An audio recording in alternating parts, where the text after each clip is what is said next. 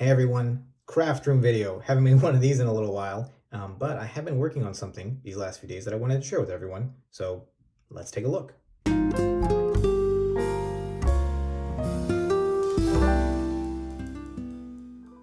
So if you're a fan, quote unquote, or you've watched any of my previous videos, you might be aware that I am a fan of Frostgrave. I like tabletop gaming in general, but Frostgrave is my jam. And recently, unrelated to Frostgrave, I've been watching, or I had watched, a few videos, one by Techmoan and one by V Westlife, around the same time, both of them about thermal printers. And it inspired me, or motivated me, to do what you're about to see, which is, firstly, buy a thermal printer. I actually ended up purchasing the same thermal printer that Techmoan reviewed in his video. Now, I'm not going to review this product. I'm not an authority on printers, and that's not really what this video is about. But I will just say this is the Perry Page, Bluetooth thermal printer with recharging capabilities. This is the A6 model. It claims to be 304 DPI, though that is not necessarily accurate. I'll get more into detail about that in a little bit. It takes 5-volt 2-amp, so be careful with if you have a wall adapter, make sure that it is 2-amp or more specifically. There's your charging port and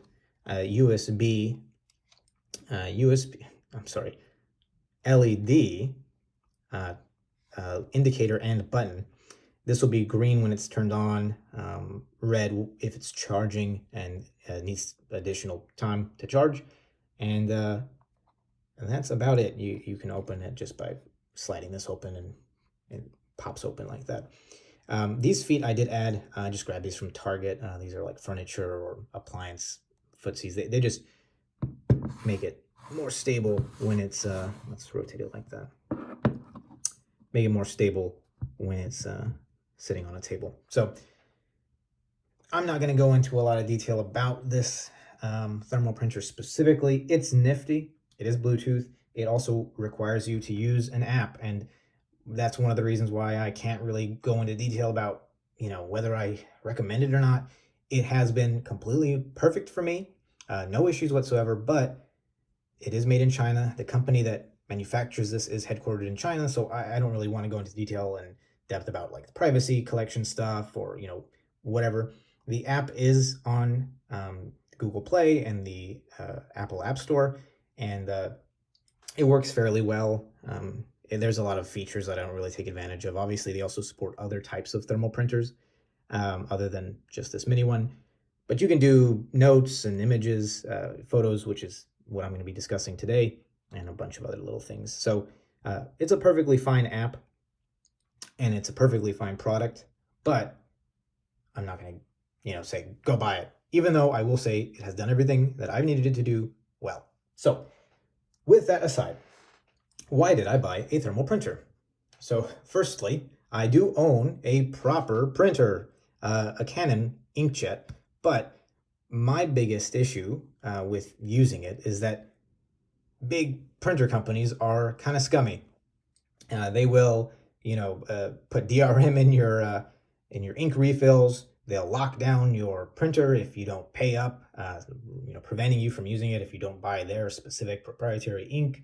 And ink is extremely expensive, as is regular printer paper or even decent quality printer paper. So for me, a printer feels like such a professional or serious tool, and I can't really justify using it for something frivolous or fun because I'm always conscious of how much money I'm spending on toys and an economy, quote unquote, of today, right?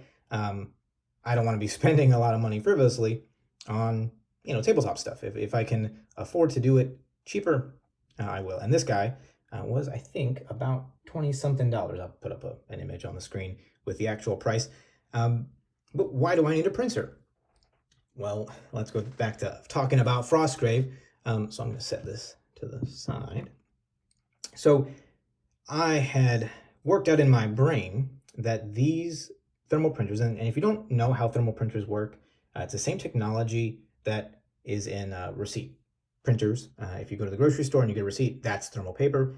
The reason why these are so much cheaper than regular printers is that they don't require ink. The paper inside reacts to heat, and so as the paper is expelled from the machine, a roller kind of rolls over it and applies heat, specifically in the spots that ink should be, and that reacts with the paper to allow the dye to be present or visible, which gives you an image. And so because it takes no ink and the paper is dirt cheap, obviously every grocery store you've ever been to probably buys them in bundles and buttloads of them.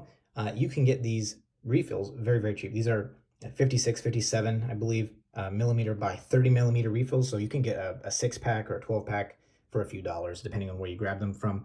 With that, if you were keeping up with all that, 57, well, 56 depends, how specifically, but 56 millimeters is the width of that paper. Fits very well into, if you can see where I'm going with all this, into card sleeves. These are specifically bridge, not really, these are actually sleeves for Yu-Gi-Oh cards.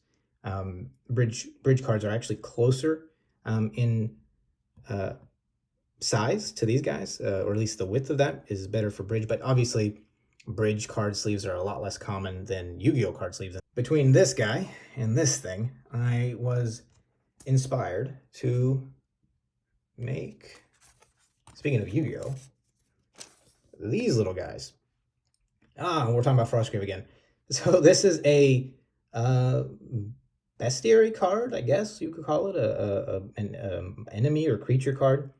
I designed these, and if, again, you've been following the channel at all, I actually designed these in Unreal Engine, if you can believe it. Why might you make a Bestiary card or a creature card? Well, if you are like me, and you have a lot of Frostgrave supplements, you have a lot of books with a lot of different creatures all throughout all of them, and sometimes you want to do your own campaigns or skirmishes, and you want to pool creatures from all these different books, and you don't want to have all of these different books on your table just to have, okay, well, I want this creature from here, I want this creature from there. Additionally, while you can use an online resource like a database or an app or something, my two big problems with that is that, number one, I don't want my phone out. If I'm playing a game, and let's just be real here, if you have your phone out and you're playing a tabletop game, let's show another one, and you're playing a tabletop game, and it's super, super easy to get distracted, no matter how passionate you are about the game you're playing. So the less I have to rely on a phone or a tablet during a game, probably the better. Not just for me, but for everyone I play with. But additionally, if you have a big database or list, you have to keep this list pulled up. You have to keep it. You have to sift through it, even though you're not, using all of those creatures. And I know there's tools that exist, and I haven't really used any before. I've dabbled with making my own myself, but with this, at least, you can just pick the creatures that you want in your game, and set these aside and use just the ones you need. And it's not like I invented the Bestiary cards, and creature cards have existed for a really long time. But I just decided to, number one, do it for Frostgrave. Number two, design my own structure for Frostgrave. And number three, do it with a thermal printer. So you'll already notice the big limitation of thermal paper, and it is just black or white. I think you can get some pretty decent looking images with just black and white, to be completely honest. And it's actually extremely legible. This is 24, I believe, point font. And it's probably the smallest you can reasonably get while, with a fancy font like this and have it be readable. But I'm actually very happy with how these came out.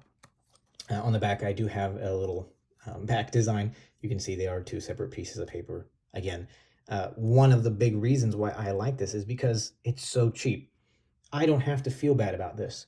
I don't have to feel bad about how much this cost. I don't have to feel bad about making one for every creature, not just in the game, but I can have multiple of these for every zombie. And if you look at the, here's a small construct. Here I have these little health pips, and they do automatically populate down here the number based on the health. I wrote a database or made a database and filled it up with all of the creatures and notes or tags to populate these modularly, so I didn't have to go and fill them out manually for all these cards.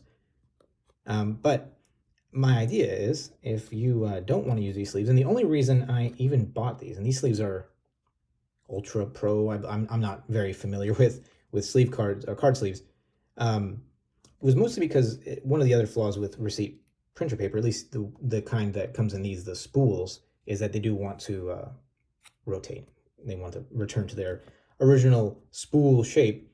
So adding a little frame like this does keep them a little more rigid, and adding a backing makes them fairly rigid, because this side will print curled one way, and they kind of, you know, balance each other out or cancel each other out. I didn't go out and print the backing for every single one, though theoretically, unlike these, which are kind of designed to be drawn or written on or whatever, these you can just keep reusing, right? So my idea is, because these are so cheap, they cost so little money to make these, right? You can tear them up, whatever. Pennies for an entire roll. You can just draw on this, right? And if I had a pen anywhere, so you can just draw on these guys, right? So if I wanted to, you know, say, oh, you take some damage, I could just draw on these health pips. Instead of having to keep a dice or handful of dice, little dice, and it's tedious, especially with high health point creatures. You just draw on your health pips, and even if you had multiple of the same creature, in the case of zombies, you'll probably have a lot of them. You can, though I guess they don't have that much health, but still, if you have a lot of them, I generally, you can do like a little icon or a little color, and then you can get a little, you can get these really cheap balsa wood cubes, and I would just draw a little, and then I plop that next to my guy, and let's just use a 15 millimeter guy. And there you go. Now I know who's who. Obviously, you can also paint on the base or whatever the idea you have is, but that's generally the way I like to use these, and how I kind of designed these cards to be used. Where is that guy? So yeah. Just to break down, I'm going to get a different one that I haven't drawn all over. Here's a medium construct. So here is a little, if you know the Bestiary, this is your little type as it's defined. It doesn't really affect the gameplay, but wanted to have a custom icon there. So you have your construct type, you have the name here. Oops. You have your name here, your movement, your fight, your shoot, armor, and will. It's hard to think about a icon for will, but your portrait, tags, which I really wanted to have, again, for novices, having to go to the book and look for the tags that apply, or the notes that apply to each card. I just wanted to print them with that, and again, because of the transience of this and the way that these are structured, you can actually fit pretty much all of the tags that apply to a specific creature in this little space. I even had room to include the description from the book, though some of these I did have to modify to shorten them up just so it could fit in the space. If I look here at the large construct, not too shabby, this little guy. More on the portrait, this app, or the app for this thermal printer, does allow you to apply a filter. I don't recommend it. The filters that they have are very sensitive, and they apply to dithers that are too fine. The pixels are too close together. And so because of how not highly detailed thermal printing is, you end up with a lot of, this is normal. This was intended because I did quote unquote hand draw this. But on if I can find maybe a better example, with the werewolf, there was actually some more detailing inside of the mouth that just doesn't show up because it's too fine. And when you use the filter that comes with these apps, it just kind of makes it a big muddy, you know, black and white mess. It's too dark. Contrast isn't usually high enough on images that you find. So I did, again, hand draw. These are very clearly inspired by images I found on the internet. That is the werewolf. I have created a card for every Frostgrave creature, and we'll just work through them. Animated skull. Not too bad. Not too shabby. Ice toad. This is definitively the ice toad model from Frostgrave. Took a picture of one I have and just traced it. A lot of these are actually that way. A wolf was another 3D 3D print STL I had in my collection that I went ahead and just rendered out and traced over. Some of these are very long, these notes, Pack Hunter specifically, so I really had to condense the wording. I love Josephine McCullough's work, but there is definitely a few notes in both first and second edition Frostgrave that can be condensed a little bit or reworded to be shorter and still say the same thing. But there's your wolf. You do the icon, of course, I didn't mention, does change. This is an animal, obviously. The boar, and you start to see we're almost running out of room, but still pretty readable. The database system or thing I built in Unreal Engine does take in variable information, right? So bounty, for instance, I could add a bounty tag to a creature, and this is all really easy. That changed that to 20 gold coins or 40 gold coins or something without having to, write all this text over and over again. That's probably where most of the work for this process on this project came from. Armored skeleton. Not happy with how close that is, but it's still pretty readable. Not too bad.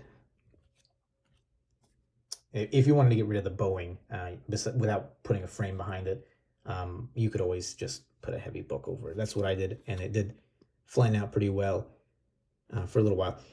You will notice for this guy, he has a lot of health points, so his pips end up having to be, again, the program or tool does automatically shrink these pips down to allow you to fit more once you get past the threshold for a single row.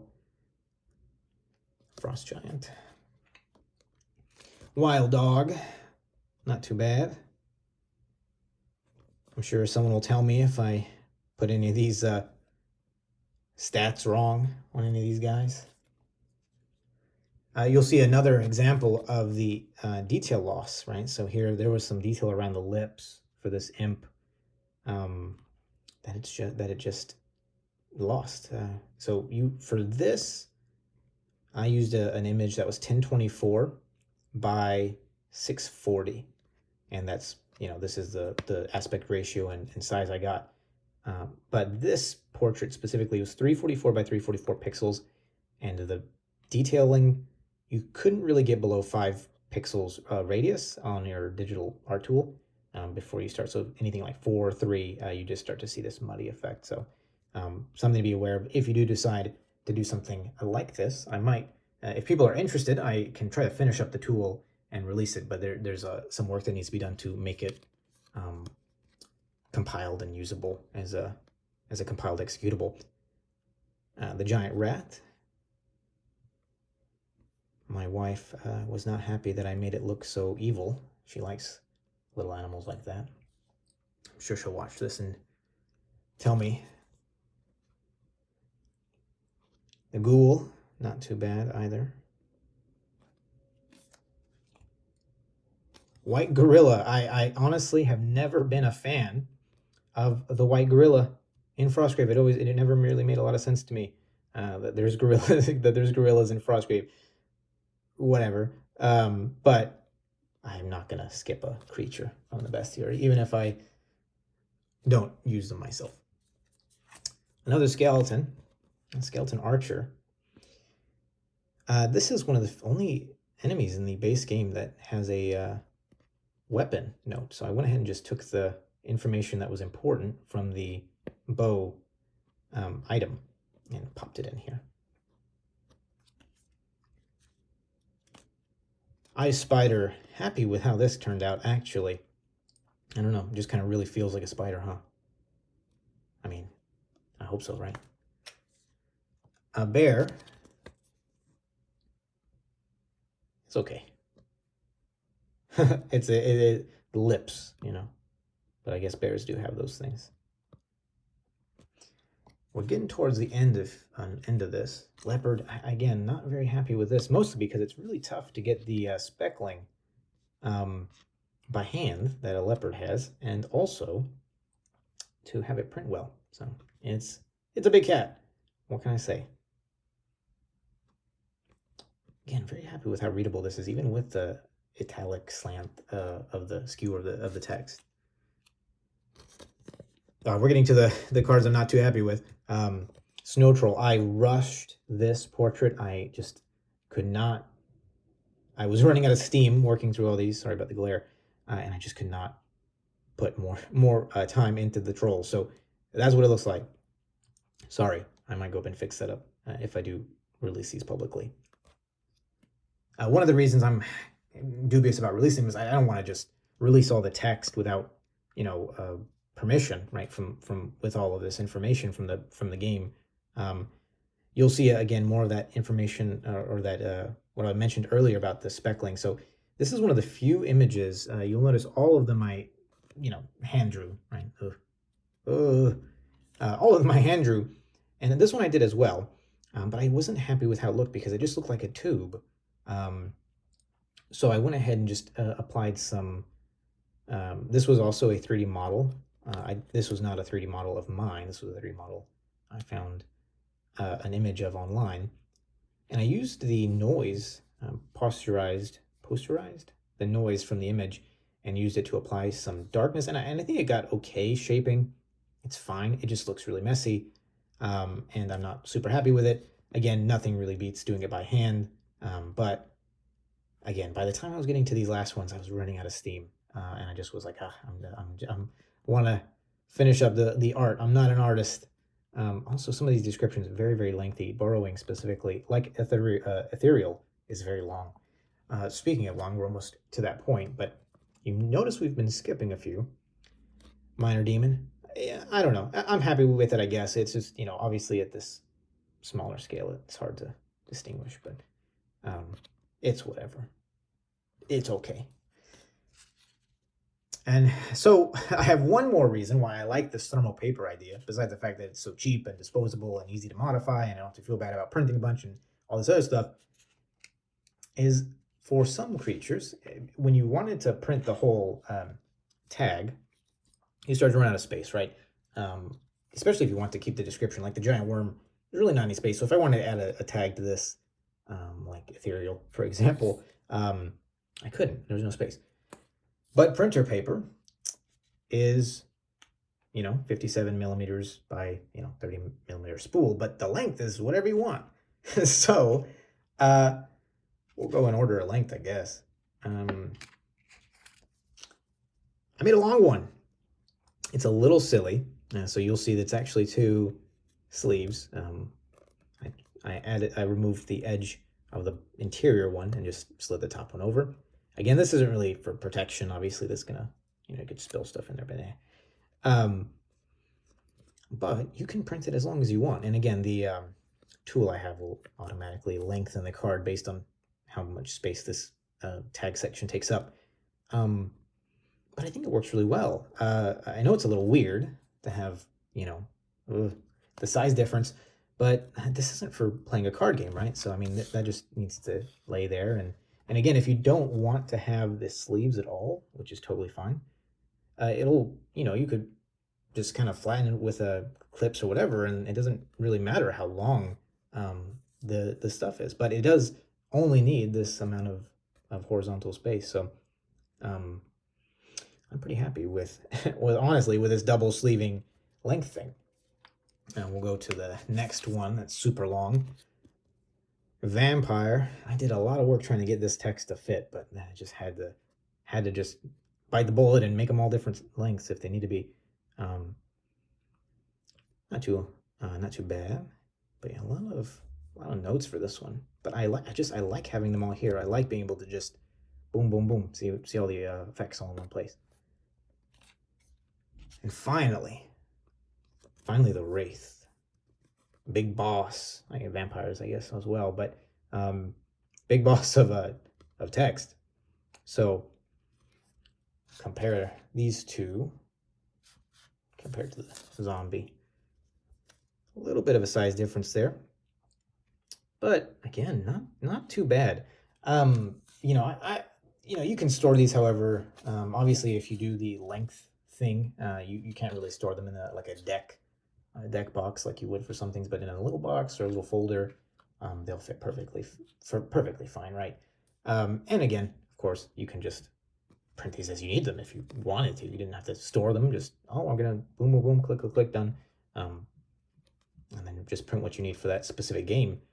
And then you don't have to worry about the other issue with thermal paper is that they fade over time. And you're not going to run into that if you only print them as you need them. So, and that is an option, though I imagine being in the protector, the sleeve will help keep them alive. So that is the last card. So I have not made any of the expansion or supplement creatures yet, because these, making the little database and the app to generate the cards took a little bit of time, as well as just creating the art and everything.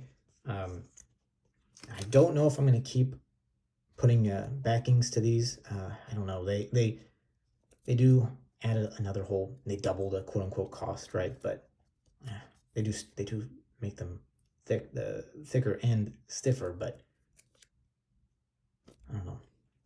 Didn't even get to the point. If you really don't want these to be black and white, you can just color them in. I mean, get some green, yellow, print. Obviously not on top of the sleeve, but color all over it. We already do it all the time with all of our minis. Might as well do it on the paper too, if you really do want to keep these, and reuse them and not use the health pips. Tell me what you think of the cards. Tell me what you think of the backing and whatever. Tell me if you were gonna try to use this yourself, and yeah, feel free to let me know what you think about this idea, and I will see y'all in the next video.